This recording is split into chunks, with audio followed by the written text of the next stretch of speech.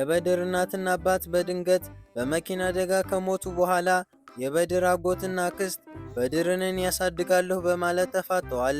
ፈሪድ ለበድር ትክክለኛ ሕይወት የሚጨነቅ በድርን እንደ ልጁ የሚወድ ሲሆን፣ አክስቱ ዲማና ባለቤቷ ረካን ግን በድርን ለማሳደግ የሚፈልጉት በድር ከወላጆቹ ያገኘው ውርስ ስላለና ገንዘቡን ስለፈለጉ ነው።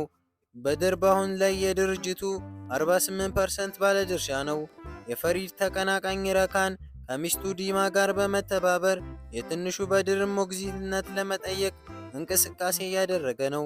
ምክንያቱም በድር የወላጆቹን ድርሻ የሆነውን ሙሉ ንብረት ወራሽ ስለሆነ። ረካን እቅዱን ለማሳካት የፈሪድን የግል ሕይወት ጨምሮ ስለ ሁሉም ነገር መረጃ ለመሰብሰብ ሰዎችን ቀጠረ። ፈሪድ ትዳር የሌለውና ወንደላጤ በመሆኑ የበድርን አሳዳጊነት ሊቀማ እንደሚችል ጠበቃውን አማክሯል። ራካን ወደ ፈሪድ በድንገት መጣና እኔና ሚስቴ ዲማ የበድር ሞግዚትነት በፍርድ ቤት እንጠይቃለን በማለት ፈሪድን አስጠነቀቀው። ፈሪድም ይህ ሁሉ የምትፈልጉት ገንዘቡን ብላችሁ ነው በማለት በቁጣ መለሰለትና ጠበቆቹን አስጠራ።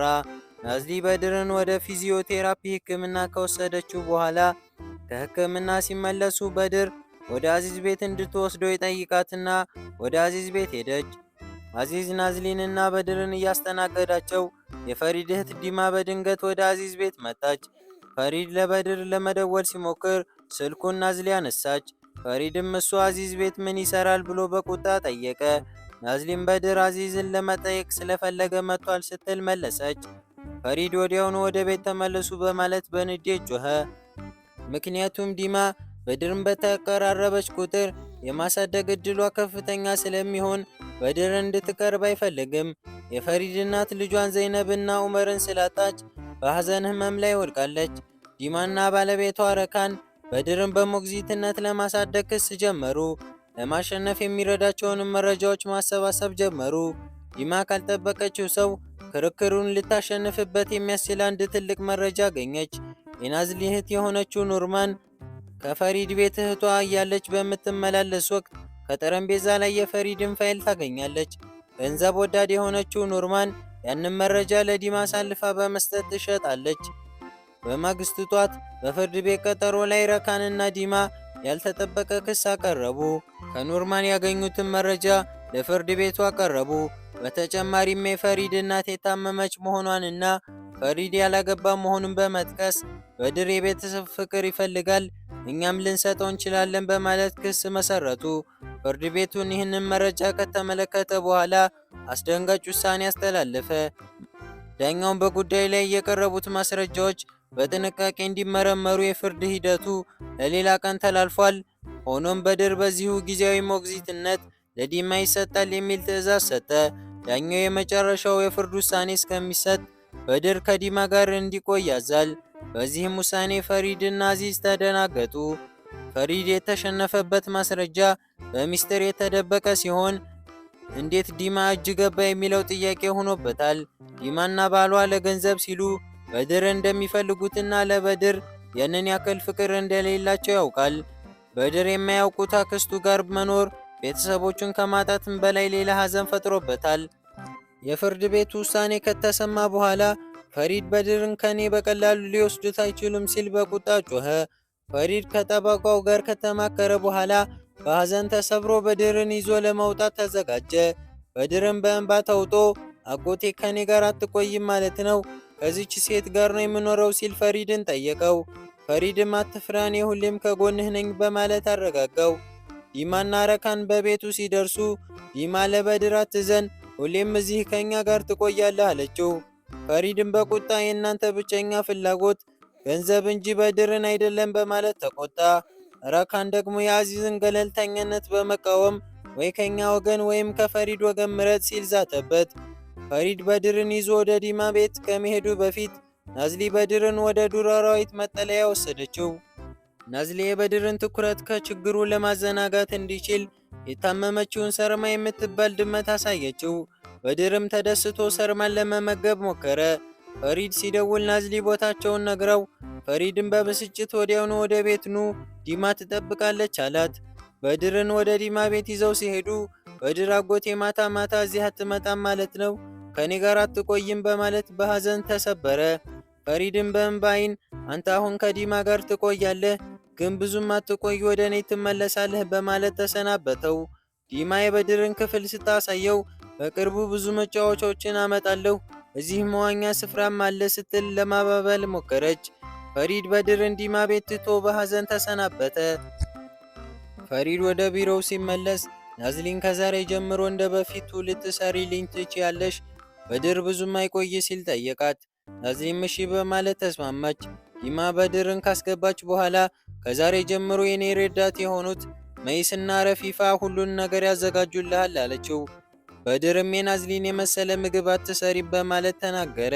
ዲማን በመናደድ አሁን ናዝሊ የለችም፣ ነገ ከሰዓት በኋላ ቴሌቪዥንና አዲስ መጫወቻዎችን እናመጣለን ስትል ቃል ገባችለት። በበድር ጥያቄዎች የተማረረው ረካን ደግሞ በድርን ለምን እንደወሰዱት ለዲማ ሲያስታውስ በድርን የወሰድነው ድርሻውን ለማግኘት እንጂ ለፍቅር አይደለም በማለት በግልጽ ተናገረ። ፈሪድ በዲማ ላይ ለመበቀል ወደ ራካን ቢሮ ሄደ። ራካን ግን ፈሪድን እንዳያገኘው አታስገቡት፣ ስራ ላይ ነው በሉት ሲል ጠባቂዎቹን አዘዘ። ፈሪድም ያለ ፍቃድ ቀድሞ ገብቶ ነበር። እንዳሸነፍክ አድርገህ አታስብ፣ ያስከፍልሃል ሲል በቁጣ አስጠነቀቀው።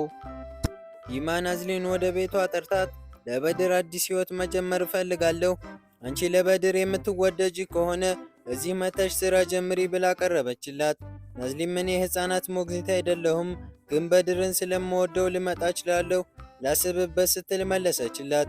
በማግስቱ ጧት የኑርማን ስልክ ሲጮህ ፍቱን ስልኩን ስትመለከት አስደንጋጭ ነገር አየች።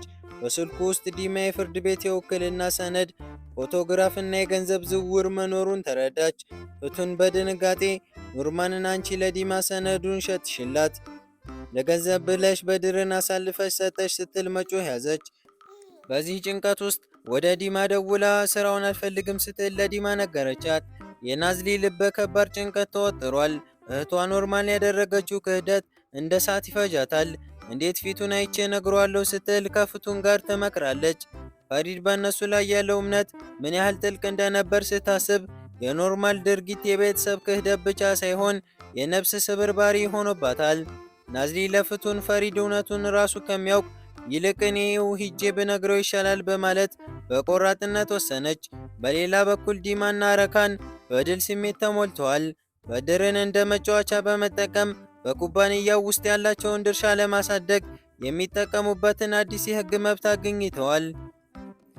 ራካን በድርን የማሳደግ መብት ሙሉ በሙሉ በእጃቸው እስኪገባ ድረስ በድርጅቱ ውስጥ ከፍተኛ ስልጣን የሚሰጣቸውን ሰነድ በማዘጋጀት ላይ ነው።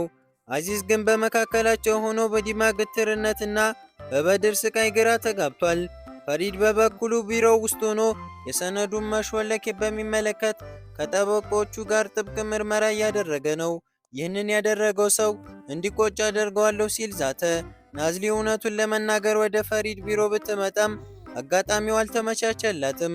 ፈሪድ የናዝሊን መምጣት እንደ መልካም አጋጣሚ በመቁጠር ዲማ ያቀረበችልሽን የሥራ ጥያቄ ውድቅ በማድረግሽ ኩራት ተሰምቶኛል ሲላት የናዝሊ የጥፋተኝነት ስሜት ይበልጥ በረታ። ምሽቱ ሲገፋ ናዝሊ ስልኳን ፈሪድ ቤት መርሳቷን አስታውሳ ወደዚያው አመራች። በዚያም በፈሪድ የአትክልት ስፍራ ውስጥ ሆነው ቡና እየጠጡ ማውራት ጀመሩ። ፈሪድ ስለ ጃፓን ባህል፣ ስለ ታማኝነትና ስለ ሥራ ፍቅር ያለውን ጥልቅ ስሜት ሲያካፍላት ናዝሊ የእሱን ስብዕና ይበልጥ እያደነቀች መጣች። ጨረቃ በሰማይ ላይ እንደ ፋኖስ ስታበራ በመካከላቸው የነበረው ርቀት እየጠበበ የመጣ ቢመስልም የኖርማን ሚስጥር ግን እንደ ጥቁር ዳመና በመካከላቸው ተጋርዶ ቆይቷል። ፈሪድ በቅርቡ ይህንን ሰነድ የሰረቀውን ሰው አገኘዋለሁ ሲል ናዝሊን በዓይኖቿ ውስጥ ተመለከታት። ናዝሊ ያላት ብቸኛ አማራጭ እያመዛዘነች ነው። እውነቱን ተናግራ እህቷን አሳልፋ መስጠት ወይስ ዝም ብላ የምትወደውን ሰው እምነት ማጣት ይሻላል? ናዝሊ ምን ማድረግ እንዳለባት ግራ ተጋብታለች። በፈሪድ የአትክልት ስፍራ ውስጥ ባለው ጸጥታ የሰፈነበት ምሽት ነው። ናዝሊና ፈሪድ ቡናቸውን እየጠጡ ስለ ጃፓን ባህል፣ ስለ ታማኝነትና ስለ ሕይወት እሴቶች በጥልቀት ያወጋሉ። ጨረቃ በሰማይ ላይ እንደ ፋኖስ ስታበራ በመካከላቸው ያለው መሳሳብ እየጠነከረ የመጣ ቢመስልም ናዝሊ ግን በውስጧ የሚፈጃትን የኖርማንን ሚስጥር ለመናገር ትታገላለች። ሆኖም ግን ይህ የሰላም ድባብ ብዙም አልቆየ። የዲማ ስልክ ጥሪ የምሽቱን ጸጥታ ሰበረው። በድር ሆስፒታል ነው የሚል ዜና ሁለቱንም አስደነገጣቸው። በድር ከደረጃ ላይ ወድቆ ሆስፒታል መወሰዱን ሲሰሙ ናዝሊና ፈሪድ በጭንቀት ወደዚያው አመሩ። ሆስፒታል ሲደርሱ በፈሪድና በዲማ መካከል ያለው ቁጣ ገንፍሎ ወጣ። ፈሪድ ለአንድ ሕፃን ልጅ እንኳን ጥንቃቄ ማድረግ አትችሉም? እንዴት ቸልተኞች ትሆናላችሁ? ሲል በጩኸት ወቀሳቸው። ዲማ ግን በድርን በውክልና የመጠበቅ መብቷን እንደምትጠቀም በድፍረት ተከራከረች። በድር ግን በህመሙ መሃል ናዝሊን ሲያት ፊቱ በደስታ በራ። በወድቅ ደስ ይለኛል፣ ምክንያቱም ስወድቅ አንቺ ትመጫለሽ ሲል የናዝሊ ልብ በሐዘን ተሰበረ። ዶክተሩ የበድር ሁኔታ አደገኛ እንዳልሆነ ቢገልጽም ፈሪድ ግን በድርን ከእነዚህ ሰዎች እጅ ለማውጣት ያለውን ቆራጠኝነት ይበልጥ በረታ። በማግስቱ ፈሪድ ቢሮ ውስጥ ሆኖ የሰነዱን መሾለክ በሚመለከት የዲጂታል ምርመራውን ውጤት ይጠባበቅ ነበር። ያ ሰነድ ግን ከገዛ ቤቱ በናዝሊ እህት ኖርማን እንደተሰረቀ አላወቀም ነበር። የሱ ጥርጣሬ ሰነዱ ከመስሪያ ቤቱ ተሰርቋል የሚል ነበር። ጠበቆቹ የሰነዱ ፎቶ የተነሳበትን ስልክ አይነትና ሰዓት ለመለየት ከፍተኛ ጥረት አደረጉ። የሰነዱ በምን አይነት ስልክ እንደተላከ መረጃ አገኙ። በዚያ ወቅት ናዝሊ በከፍተኛ ጭንቀት ተይዛ ወደቀች። ፈሪድ ናዝሊን ወደ ሳሎን ሶፋ ላይ በመውሰድ ምን ሆነሻል ሲል ጠየቃት። እሷም ከጧት ጀምሬ ምግብ ስላልበላሁ ነው አለችው። ናዝሊ እውነቱን ለመናገር ፈሪድ ፊት ብትቆምም የቴክኒክ ባለሙያ በስልኩ ላይ ያሉትን የቦታ መረጃዎች እንዳላወቀና በማን እንደተላከ እንደማያሳውቅ መረጃዎቹ መጥፋታቸውን ሲገልጽ ናዝሊ ለጊዜው እፎይ አለች። ኖርማን የፈጸመችውን ክህደት አሁንም በሚስጥር ተሸፍኖ ቆይቷል። ኖርማን ግን በድንጋጤ ወደ ዲማ ቤት ሄዳ ነበር። ዲማም አይዞሽ መረጃዎቹን በሙሉ ሰርዣቸዋለሁ ብላ አረጋጋቻት። ኖርማን ከሴራ መውጣት ብትፈልግም አሁን ግን የዲማ አጋዥ ሆና ወደማይመለሱበት ጥልቁ ውስጥ ገብታለች።